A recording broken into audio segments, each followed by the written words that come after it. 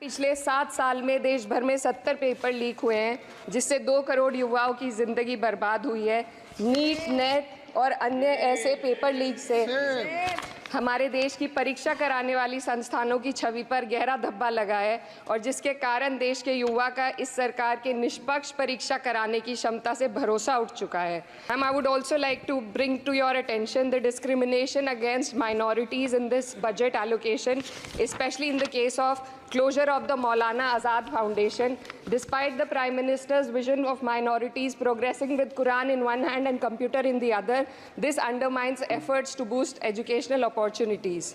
And as a member who have very recently been a student too, I would like to shed some light on the facets that are not as rosy as the government might think.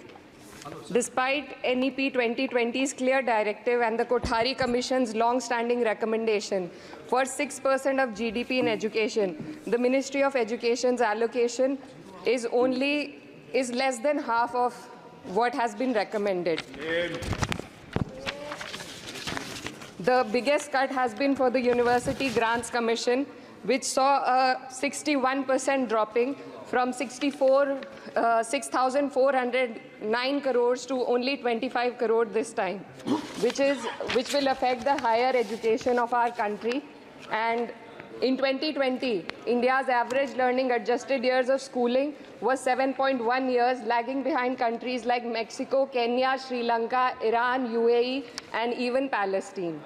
The foundational skills are alarmingly weak among 14 to 18-year-olds.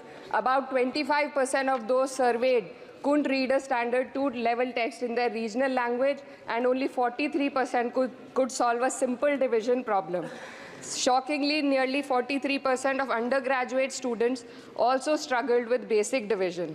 This report is a testament to the fact that in reality our education system has failed to educate a large section of the population, especially students from underprivileged backgrounds dependent on state-run education.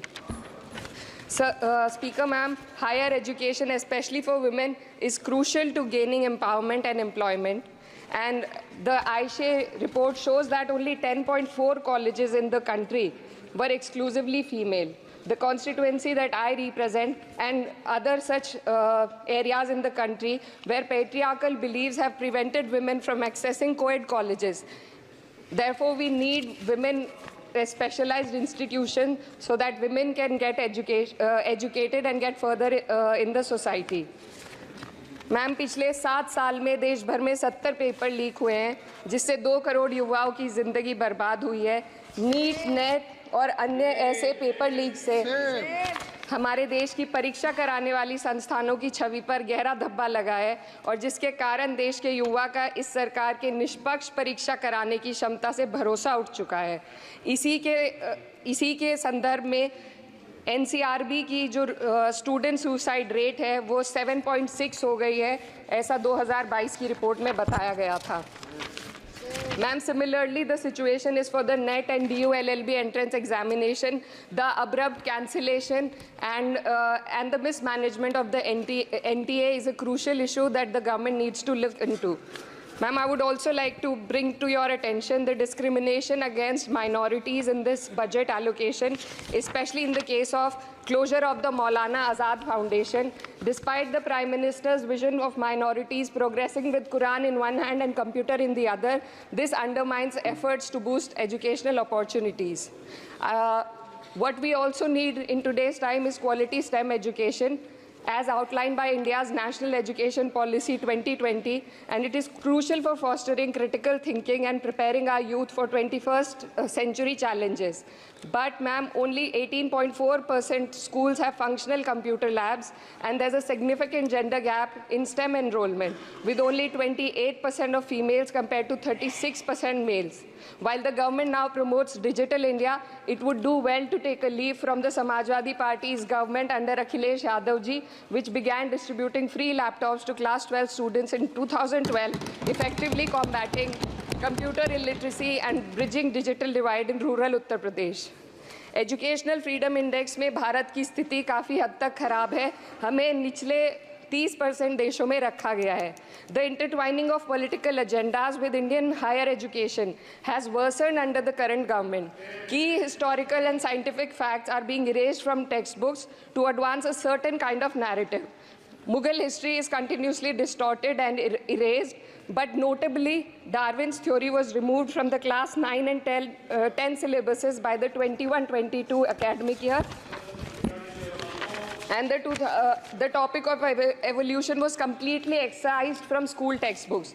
This distortion of educational content undermines academic integrity and damages India's educational ethos.